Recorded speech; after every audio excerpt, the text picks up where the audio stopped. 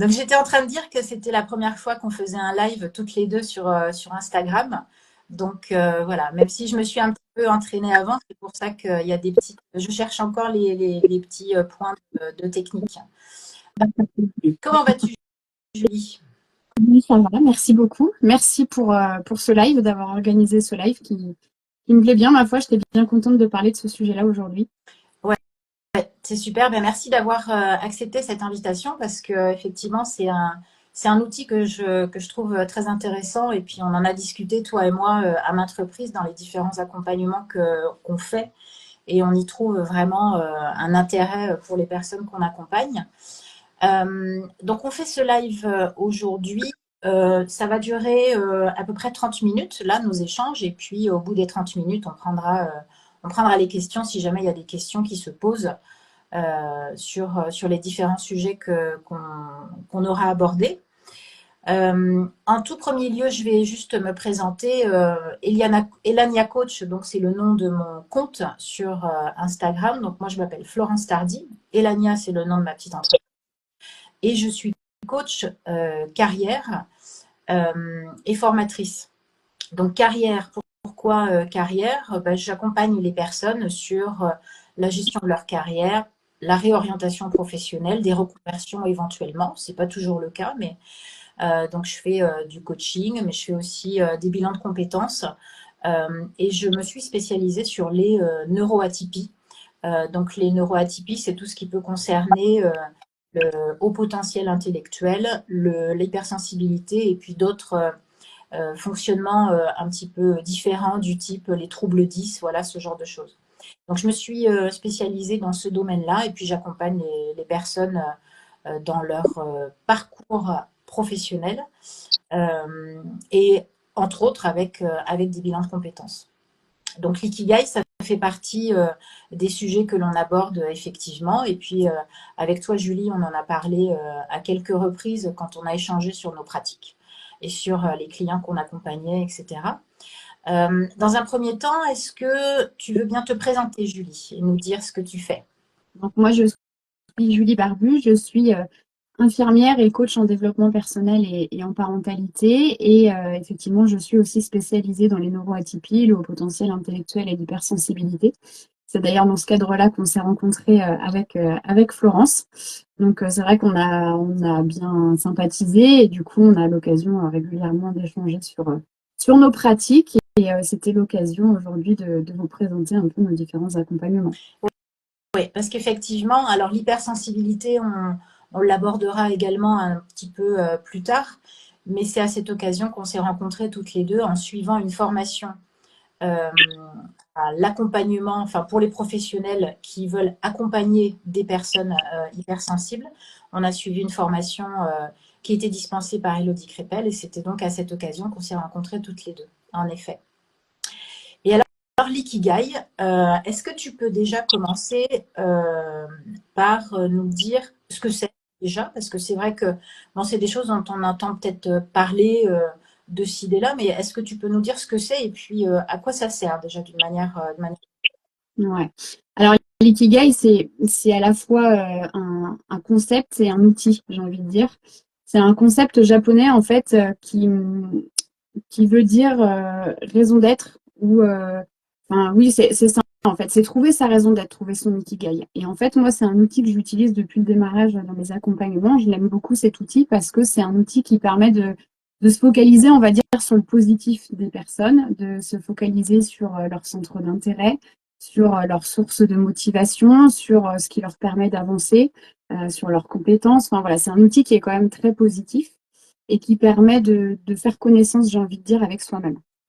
Donc c'est un outil qu'on travaille en général en plusieurs séances, hein. Je ne sais pas si les personnes qui sont là connaissent déjà cet outil, mais on va travailler à travers ce qu'on appelle des cercles, les cercles Ikigai. Donc, il y a différents cercles, hein. Il y a le premier cercle, ce que j'aime. Le second, c'est mes compétences. Le troisième, ça va être ma contribution au monde. Et puis le dernier, ça va être ce pourquoi je peux être payée. Alors que moi, j'étends aussi au bénévolat parce que on n'est pas obligé d'être forcément rémunéré financièrement.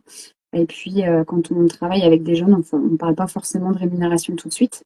Mais on va travailler en fait différents champs grâce à tous ces cercles-là pour reconnecter les personnes à elles-mêmes. Et pour moi, l'ikigai, c'est un petit peu comme une boussole en fait. Travailler son ikigai, c'est trouver un petit peu sa boussole, sa direction, savoir dans quel sens on va et pourquoi surtout. Qu'est-ce qui nous tient à cœur, qu'est-ce qui nous motive, qu'est-ce qui nous donne envie de nous lever le matin. Et c'est un petit peu tout ça qu'on cherche en travaillant l'ikigai.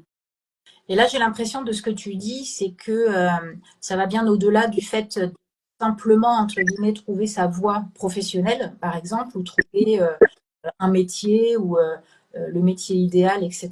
Comme ça me fait penser à quelque chose, c'est que j'ai souvent des personnes que j'accompagne dans des bilans ou dans du coaching de carrière qui se mettent un peu la pression en se disant mais il faut que je trouve ma voie, il faut que je trouve mon métier de rêve presque entre parenthèses, voilà. Et les personnes parfois se mettent un petit peu la pression en se disant que bah, ça doit être le bon métier, la bonne voie professionnelle, celle qui va vraiment m'épanouir, etc.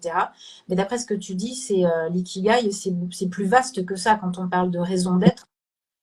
C'est la voie professionnelle ou le métier, ça en fait partie, pas que ça, quoi. C'est ça, et c'est pour ça, quand on a choisi un petit peu le titre ensemble de ce live, on a mis trouver sa voie ou son équilibre grâce à l'ikigai, parce qu'en fait, c'est exactement ça. Alors, trouver le métier de ses rêves, ça peut arriver, hein, d'allier ses compétences, ses passions, ses valeurs, etc., et ce pourquoi on peut être payé. Et quand c'est le cas, c'est super chouette, mais c'est quand même pas le cas de la majorité des personnes. Et en fait, le but, c'est vraiment de trouver son équilibre, c'est-à-dire que certaines personnes vont faire un travail qui leur plaît, mais qui va pas, voilà, c'est pas ce qui va être le côté le plus épanouissant pour elles. En revanche, en trouvant leur ikigai, elles vont trouver leur équilibre parce qu'elles vont réussir à justement dans leur vie à intégrer aussi leur passion, à intégrer leurs valeurs, mais d'autres manières que au travers de leur travail. Donc c'est vraiment travailler l'équilibre qu'on veut. Est-ce que on veut intégrer absolument sa passion à son métier ou est-ce qu'on veut avoir un métier qui nous permette aussi de pouvoir assouvir ses passions et ses besoins, quoi. Ouais, ouais, ça je trouve intéressant. Alors justement, si on rentre un petit peu dans le vif du sujet, est-ce qu'il y a un cercle Ikigai? Donc tu l'as nommé comme ça. Est-ce qu'il y a un cercle Ikigai que tu peux développer un petit peu plus peut-être pour les personnes qui vont nous écouter? Oui, je peux déjà expliquer en gros si ça peut intéresser les quatre cercles et puis effectivement donner des pistes déjà pour commencer à travailler de son côté le premier cercle. Enfin, oui, le premier cercle. Alors, déjà, le premier, c'est ce que j'aime, c'est-à-dire on va rechercher les sources de motivation, en fait, ce qui va allumer notre moteur le matin. C'est vraiment recherché pour voir un petit peu en détail, c'est notre pourquoi. C'est-à-dire que quand on va travailler ce cercle-là, on va pas se contenter de demander à la personne ou aux jeunes qu'on accompagne quels sont tes loisirs, qu'est-ce que tu aimes lire, etc. C'est bien, mais ça ne dit pas grand-chose de la personne. On va vraiment un petit peu tirer les fils comme dans une pelote un peu emmêlée. On va tirer les fils pour essayer de mettre de la clarté dans toutes les passions qu'on peut avoir, tous les hobbies qu'on peut avoir, tous les petits plaisirs qu'on a au quotidien et se dire bah, c'est quoi le point commun entre tout ça. Un exemple concret, si par exemple quelqu'un me dit j'aime la poterie, ok, c'est bien, mais ça ne me dit pas grand-chose. Mais par contre, on va chercher pourquoi la personne aime la poterie. Est-ce qu'elle aime toucher la matière? Est-ce qu'elle aime créer des choses? Est-ce qu'elle aime partager des moments avec un cercle d'amis qui fait partie de ce groupe de poterie? Est-ce qu'elle aime les couleurs et du coup, voilà, peindre, etc. Ça peut être plein de choses en fait. C'est comme la cuisine. Est-ce que on aime les saveurs? Est-ce qu'on aime cuisiner? Est-ce qu'on aime inventer? Est-ce qu'on aime manger? Qu'est-ce qu'on aime dans la cuisine? Et en fait, on va chercher vraiment le pourquoi chaque passion fait partie de la vie ou pas de la personne d'ailleurs, parce que des fois on aime des choses, mais on les met un peu de côté, ce qui est dommage. Mm. Donc l'idée, c'est vraiment de tirer le fil et de travailler avec la personne son pourquoi. Et ça, on va le travailler à travers les lectures, à travers les hobbies, à travers les séries qu'on aime lire, à travers toutes les activités, ce qu'on appelle, qui nous mettent en état de flow, c'est-à-dire les activités qui nous font perdre la notion du temps, par exemple. Je fais une activité, je me rends pas compte que le temps passe. Pourquoi? Qu'est-ce que j'aime dans cette activité? Qu'est-ce qui fait que je perds la notion du temps? Donc, on va travailler un petit peu tout ça dans le premier cercle, ce que j'aime. Dans le deuxième cercle, qui est ce pourquoi je suis douée, on va travailler un petit peu les compétences, les qualités, les talents. C'est aussi un cercle qui va permettre de regonfler un petit peu l'estime de soi. Donc ça, c'est quand même super intéressant et hyper positif, surtout quand on a du mal à aboutir sur des projets ou à y voir clair pour son orientation, que ce soit scolaire ou professionnelle, par exemple. Le cercle 3, ça va être la contribution au monde. Alors la contribution au monde, on en parlera peut-être tout à l'heure, mais on disait, il ne faut pas voir trop grand. Et effectivement, c'est aussi savoir faire des petits pas. La contribution au monde, c'est déjà qu'est-ce que je m'apporte à moi-même? Qu'est-ce que je m'apporte pour être bien? Donc comment je fais pour prendre soin de moi? Après, ça va être à l'échelle locale. Qu'est-ce que j'apporte? En quoi je contribue à mon entourage proche, que ce soit ma famille, mes amis, dans mon entreprise, etc. Et après, encore plus loin, on peut voir à l'échelle encore au-dessus comment je peux contribuer au monde. Mais il faut vraiment y aller par étapes parce que sinon, euh, c'est difficile quand c'est des objectifs qu'on se fixe et qui ne sont pas atteignables. Donc l'idée de l'ikigai, c'est vraiment de se recentrer d'abord sur soi. Et puis le quatrième cercle, c'est ce que je disais tout à l'heure, c'est ce pourquoi je peux être payé. Donc payé de façon voilà, rémunérée, financière, ou alors aussi de façon bénévole. Là, je pense entre autres quand on accompagne par exemple des personnes qui sont retraitées, qui veulent travailler leur ikigai, ça peut être intéressant aussi de se reconnecter à comment elles peuvent contribuer encore au monde, même si elles ont arrêté leur activité principale, par exemple. Ouais. Ce que tu disais tout à l'heure, ça m'a fait penser à une personne qui pratiquait régulièrement du sport individuel. Alors pour le coup, c'était de la course à pied, tu vois, des trails, des marathons, etc. Et c'est vrai que de prime abord, c'est un sport qui est très individuel, voire individualiste. On met ses chaussures, on met son short et puis on part pour courir. Voilà, on se fixe des objectifs, etc. Mais ce qui était intéressant, c'est que cette personne, elle a suivi donc un accompagnement, elle s'est fait coacher, accompagner. Et dans tout ce travail-là de découverte de ses propres motivations, donc j'ai l'impression que là, l'ikigai, c'est un peu similaire. Et ben, cette personne, elle a découvert que ce qui lui plaisait, mine de rien, dans ce sport, c'était le collectif.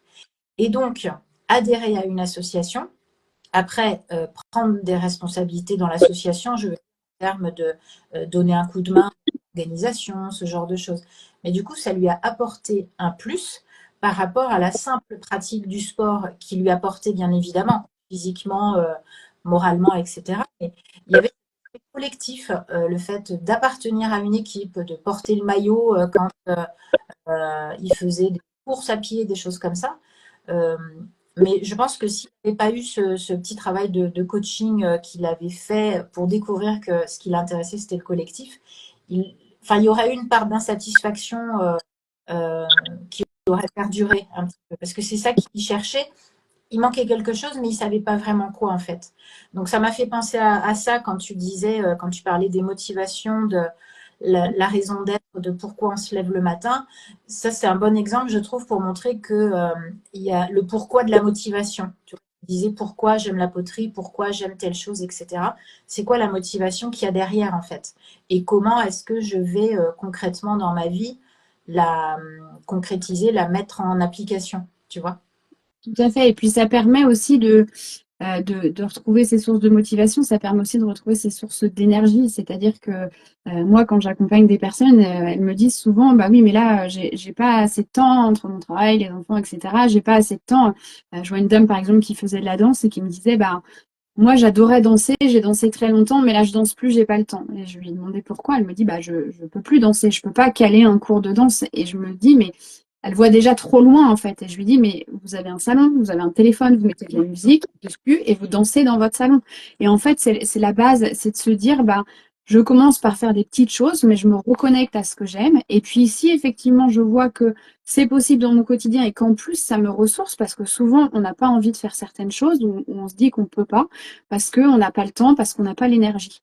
Mais en fait, de prendre le temps, des fois, on gagne en énergie. Donc, c'est vraiment se reconnecter à toutes ces sources de motivation et toutes nos ressources, enfin, tout ce qui va nous mettre en joie, tout ce qui va nous permettre de retrouver notre équilibre, en fait. Ouais, ouais, ouais, tout à fait. Tu disais tout à l'heure, il y a un cercle qui explore ce pourquoi on est doué, c'est ça, hein, ce pourquoi on a du talent. Et alors, moi, c'est quasiment systématique.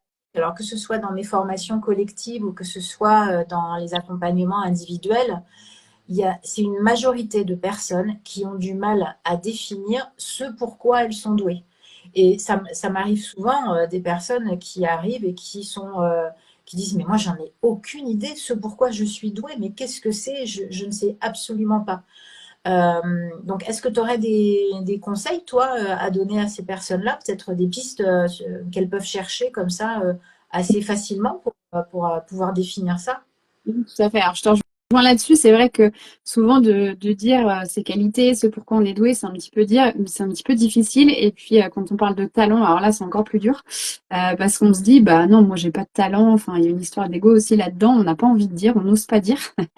Et c'est vrai que on a aussi en tête souvent que pour être doué dans quelque chose, il faut travailler, c'est-à-dire il faut acquérir quelque chose. Alors qu'un talent, en fait, c'est quelque chose d'inné, c'est quelque chose qu'on sait faire facilement, mais qui n'est pas à la portée de tout le monde.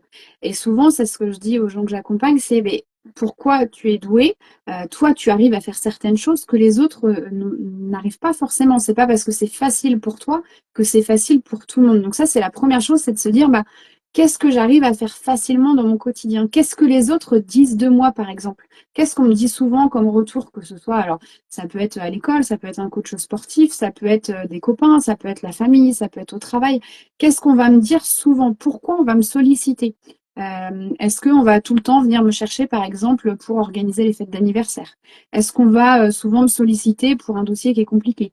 Est-ce qu'on va me solliciter pour trouver les détails qui va manquer dans je ne sais quoi? Et se reconnecter à ça, ça permet de trouver en fait ses talents. Moi, je sais que pendant longtemps, on me disait, ah, t'es hyper organisée. Je me disais, bah oui, je suis organisée, ok, mais j'ai pas le choix en fait. J'ai mon travail, j'ai mes enfants, la maison, enfin voilà, je suis obligée d'être organisée.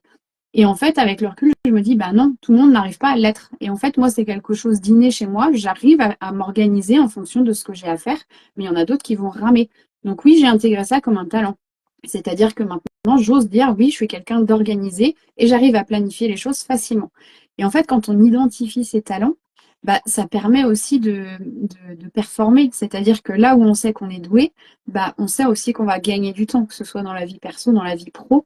Donc, il faut aussi identifier ses talents parce que ça peut servir dans la vie de tous les jours, en fait. Donc, c'est hyper important. Au-delà des qualités, les talents, c'est encore plus Ouais, important. ouais, ouais. Mais je trouve que souvent, c'est utile d'avoir un autre regard sur ses compétences, ses talents, quand on est doué. Un autre regard qui soit bien évidemment bienveillant, quoi, sur la personne, mais de ce que j'observe chez les personnes que je forme ou que j'accompagne, souvent un autre regard est nécessaire pour pouvoir amener la personne à découvrir ou à définir ce pourquoi elle est douée. Parce que justement, comme tu le disais, quand c'est quelque chose naturellement, bah, c'est tellement naturel et ça demande tellement peu d'efforts que c'est difficile de le définir, quoi, effectivement. Difficile de l'identifier, c'est oui, oui, c'est sûr, c'est pas évident. Et puis on a du mal à parler de soi aussi, hein. C'est pas évident de dire moi je suis douée en ça ou en ça. On a l'impression que c'est mal de le dire, alors qu'en fait on a le droit d'être doué dans tel ou tel domaine en Ouais, fait, hein. ouais, ouais, tout à fait. Par contre, ça me fait penser à quelque chose, tu sais, c'est par rapport aux croyances que les personnes peuvent avoir sur elles-mêmes. Ça, je sais que c'est un travail un petit peu similaire ou connexe à l'ikigai, c'est-à-dire que moi, je travaille beaucoup sur justement les étiquettes, alors que l'on soit adolescent, jeune adulte ou adulte beaucoup plus expérimenté, des étiquettes, il y en a beaucoup, et puis on est dans une société avec une éducation, etc., où c'est assez marqué. Ça, c'est mon ressenti. Je trouve que c'est le cas quand même. Et pour bien aller à la découverte de sa raison d'être et de ses propres motivations, c'est important de faire la part des choses entre ce qui est réel dans sa motivation et de ce qui est de l'ordre de croyances limitantes ou d'étiquettes. Moi, j'ai souvent l'exemple de personnes qui, quand on discute comme ça, il y a un élément qui va revenir souvent. Tu sais, il va y avoir quelqu'un qui va me dire, mais de toute façon, j'ai une mémoire de poisson rouge. Et puis ça va revenir régulièrement. Mais de toute façon, moi, je suis pas très, je sais pas, on va dire diplomate, par exemple. C'est vrai que je suis pas diplomate. Et puis ça revient une fois. fois, 3 fois. Et je trouve intéressant de pouvoir les travailler aussi, ces croyances-là, euh, parce que dans la découverte de sa propre motivation et de sa raison d'être, c'est important, comme tu disais, que ça vienne de soi vraiment et que justement les regards un peu de la société, des autres, etc., on parvienne à s'en détacher. Je trouve qu'il est un peu, ça va ensemble, tu vois, ce travail-là. C'est sûr, et puis, il y a ce travail de décoller les étiquettes et de ramollir, on va dire, les croyances qu'on peut avoir et les pensées limitantes. Ça fait partie intégrante, en fait, du parcours Ikigai. C'est-à-dire que, comme tu dis, on va garder en tête des choses qu'on a pu entendre dès la plus tendre enfance. T'es trop timide, t'es trop ci, t'es trop ça, t'es pas bon en maths, t'es mauvais en ça. Et puis finalement, on va l'intégrer comme une vérité. Alors qu'en fait, quand on travaille justement sur ce recentrage, on s'aperçoit que dans plein de domaines, en fait, ça s'exprime pas. C'est-à-dire que la timidité, elle va disparaître quand quelqu'un, je sais pas, va faire une pièce de théâtre et va réussir sur scène à faire un super rôle, etc. Et en fait, bah oui, peut-être que tu paraissais réservé étant jeune, mais n'empêche que quand tu arrives à trouver ta source de motivation et à t'éclater dans un domaine, bah, la timidité elle Oui, n'existe plus, quoi. C'est vraiment rechercher un petit peu ça, ce travail de recentrage, c'est de se dire bah, qu'est-ce qui fait vraiment partie de toi, qu'est-ce qui est la réalité, ou qu'est-ce que tu penses de toi, mais qui finalement n'est lié qu'à ce qu'on a pu te dire ou te faire entendre. Donc c'est hyper important de décoller les étiquettes, et notamment chez les ados. Hein. Moi j'adore travailler avec les ados parce qu'ils se racontent beaucoup d'histoires.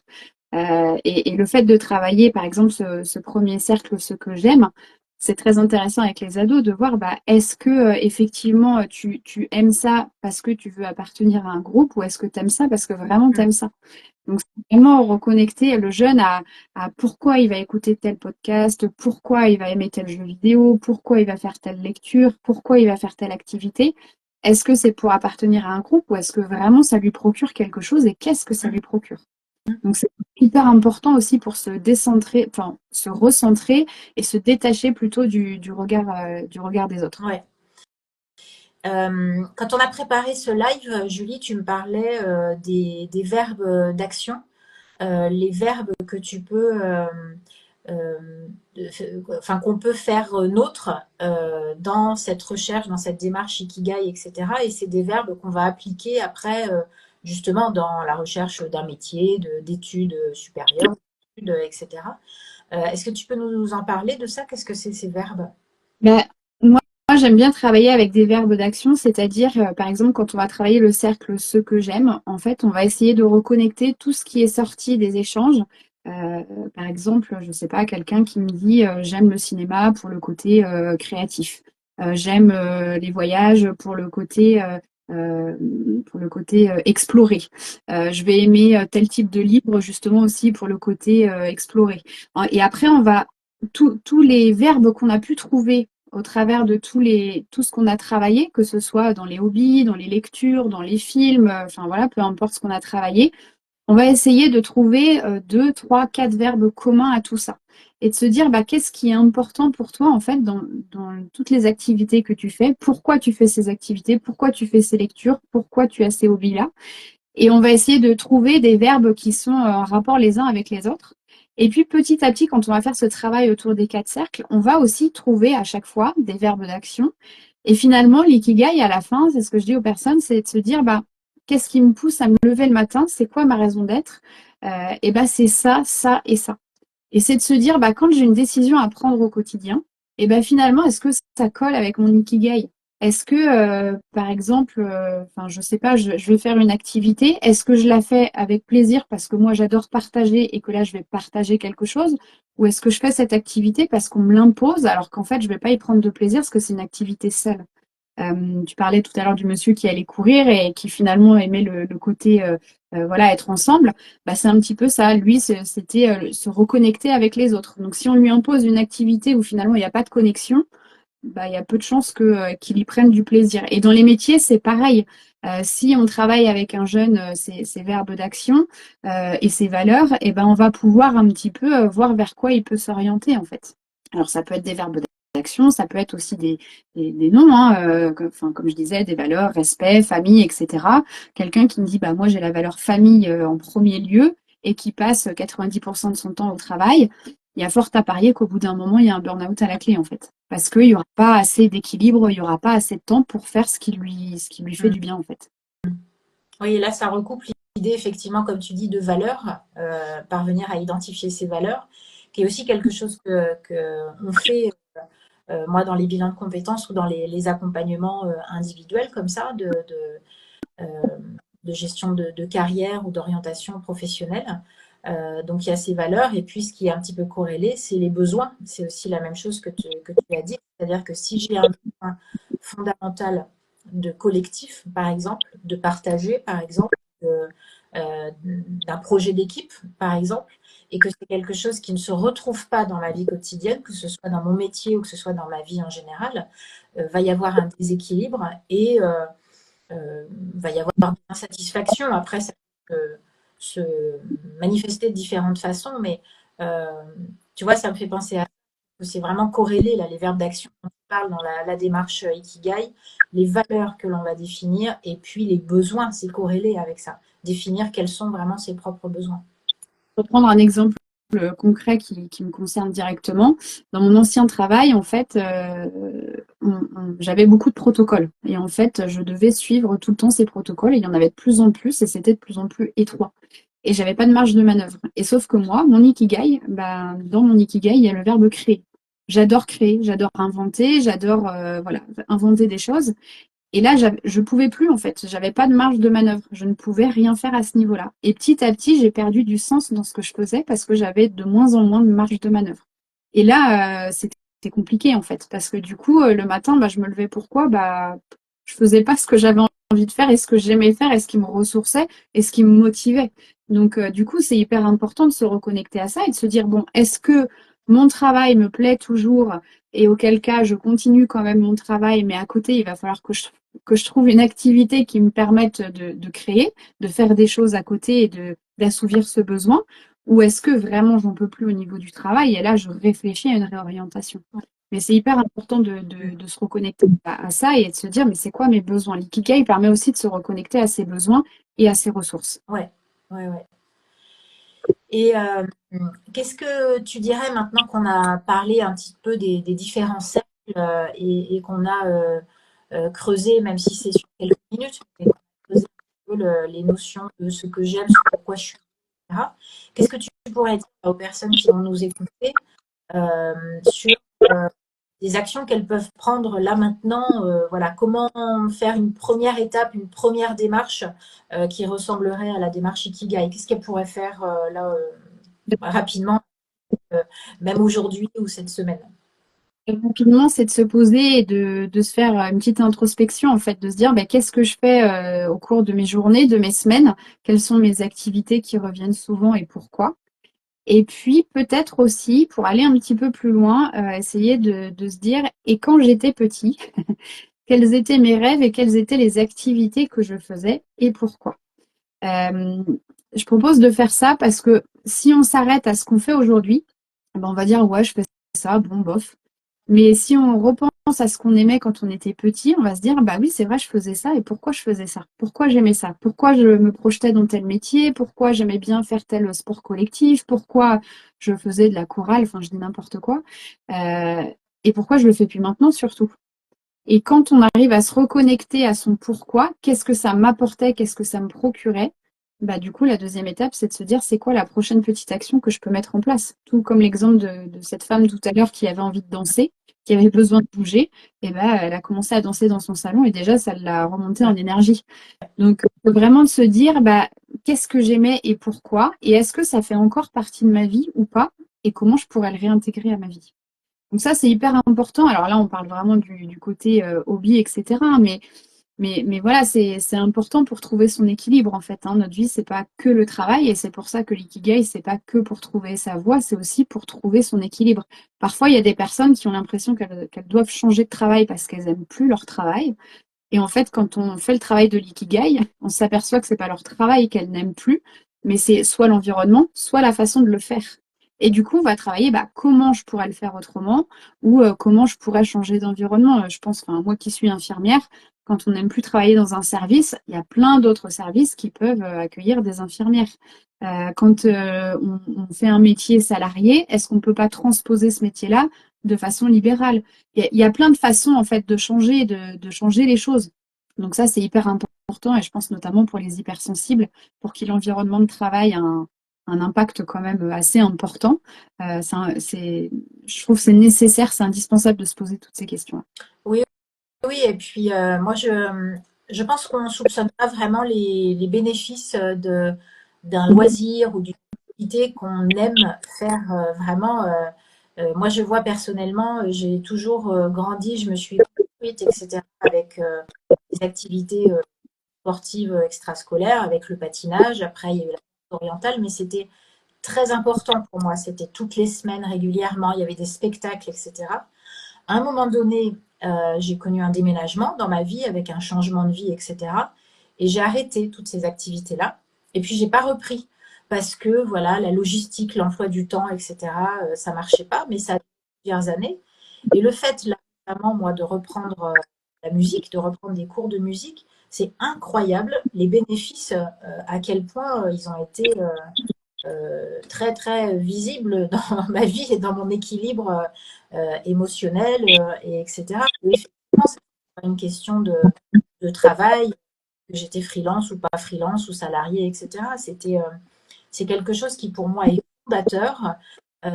Voilà, cette activité-là, on est concentré sur quelque chose qui bon, un petit peu artistique quand même. Donc, mine de rien, pour des personnes qui sont un peu sensibles à ce genre de choses, et ben, ça apporte, comme tu disais, l'énergie, ça rebooste, ça remonte le niveau d'énergie, alors que parfois on peut être bien fatigué.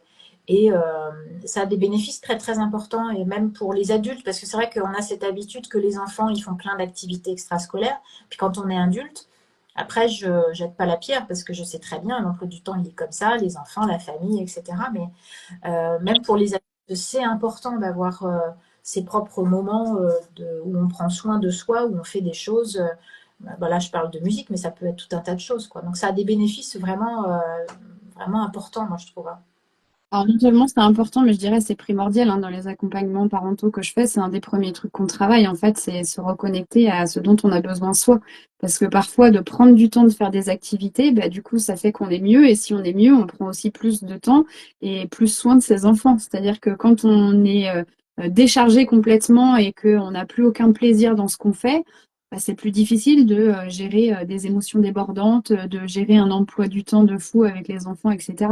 Alors que quand on prend du temps pour soi, et prendre du temps, ça ne veut pas forcément dire 3 heures par semaine, hein. Ça peut être 10 minutes par jour de lecture, ça peut être 5 minutes de marche. Enfin, des fois, il faut juste voir petit en fait pour commencer, et puis après voir comment on peut l'intégrer différemment dans l'emploi du temps. Mais il n'y a pas besoin de voir grand pour débuter et pour se faire plaisir et pour se ressourcer Ouais, en fait. ouais, ouais, tout à fait. Et moi, je conseille aussi de parler d'introspection. Effectivement, c'est un exercice d'introspection, là, cet ikigai. Il y a quand même l'exercice d'écrire. Alors, je sais que moi, c'est mon truc, c'est vraiment quelque chose que j'aime, etc.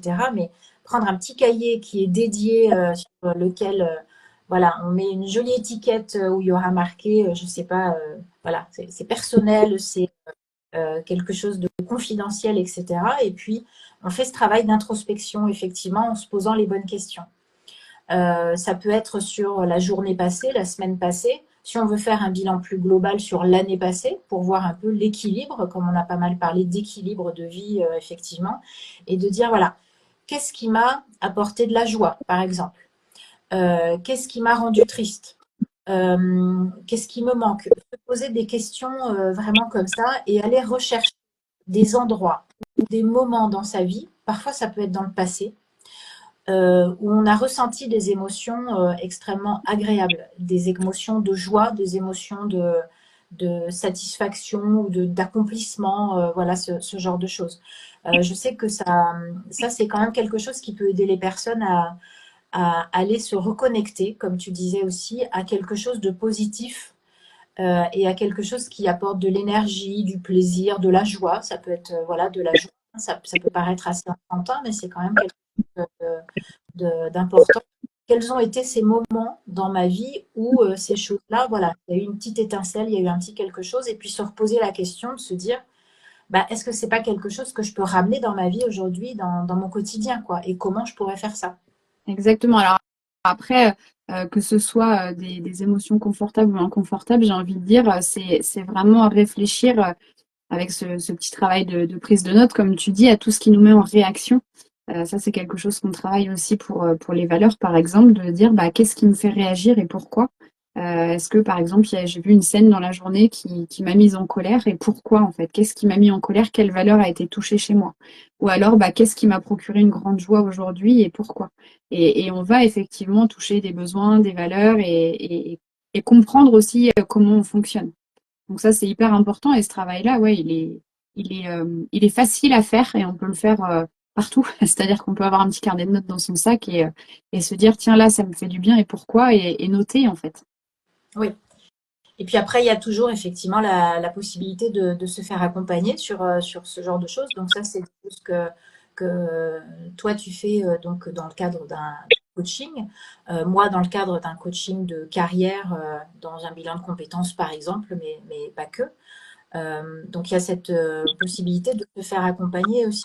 Souvent, il y a des personnes qui, enfin, je veux dire, il y a déjà une introspection qui peut se démarrer tout seul. On n'est pas toujours obligé d'aller chercher ailleurs, mais euh, les personnes qui viennent me voir, je sais, me disent, j'ai ressenti que j'ai besoin de me faire accompagner en fait.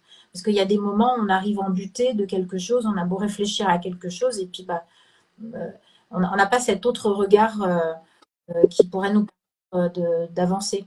Donc voilà, parfois l'accompagnement peut être utile, effectivement.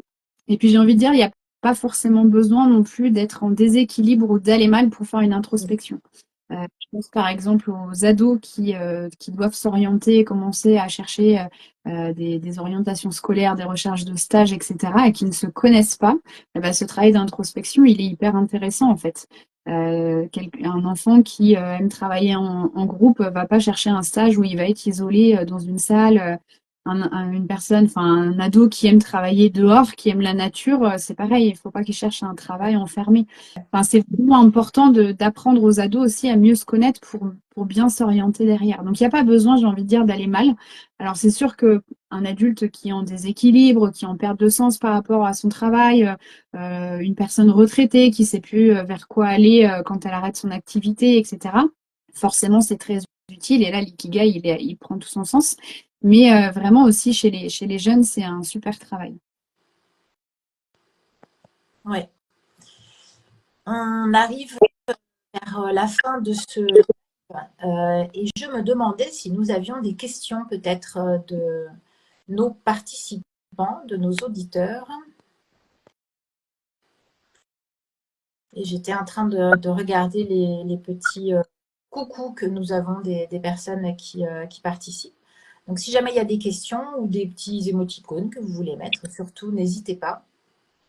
Est-ce que peut-être en attendant s'il y a des questions, Julie, tu peux nous expliquer donc tu parlais toi du fait que effectivement c'est un coaching qui est dédié à l'ikigai, c'est ça? Comment est-ce que ça se passe de ton côté? Alors, c'est vrai que c'est un outil que j'aime beaucoup, donc régulièrement, moi, je vais intégrer des exercices d'ikigai dans tous mes accompagnements quasiment.